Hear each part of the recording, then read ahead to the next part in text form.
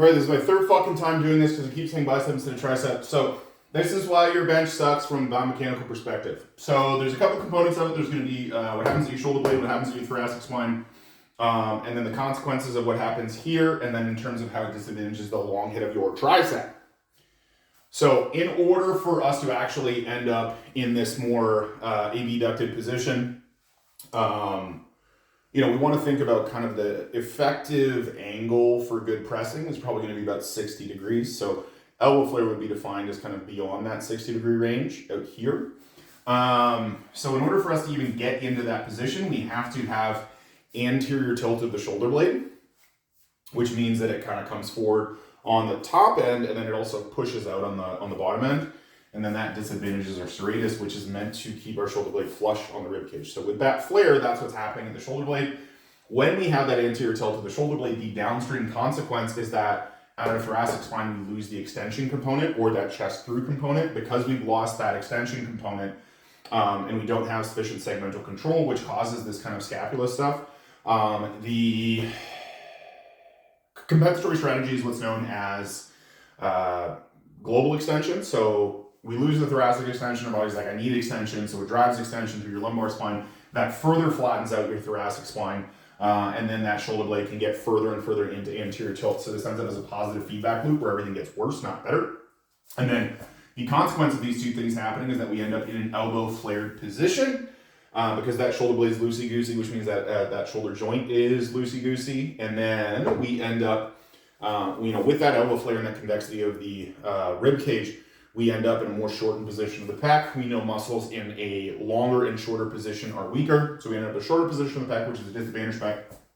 We end up with an unstable glenohumeral joint, which means that the long head of the tricep, which acts on the actual glenohumeral joint as well, is not going to be able to contribute to the same degree. And then the other thing is that our serratus anterior, which is supposed to shove things forward on the rib cage and keep them flush, isn't going to be able to do its job either. So these two things fail, we end up with flare.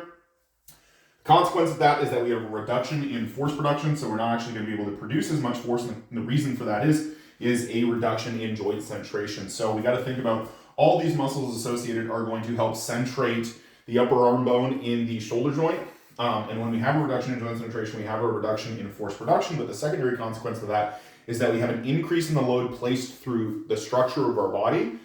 Structure you can think of as like things that aren't muscles. And so that load's going to dump into your AC joint.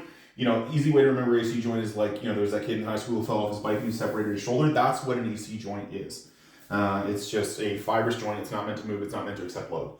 And the secondary thing we have is the subacromial bursa, right? Which is above the humerus and then below the acromion, you have this little kind of like pad that's supposed to act as a little bit of a shock absorber. It can accept a little bit of load, but it's not a force producing thing. It's not meant to actually accept a ton. So that gets pissed off, and then the posterior capsule of our shoulder also gets fucking mad.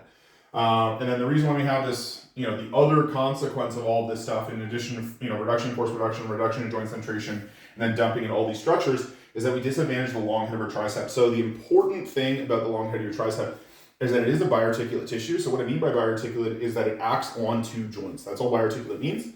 And so the two functions of the long head of the tricep is that it resists anterior translation, or this upper arm bone coming forward in the shoulder joint.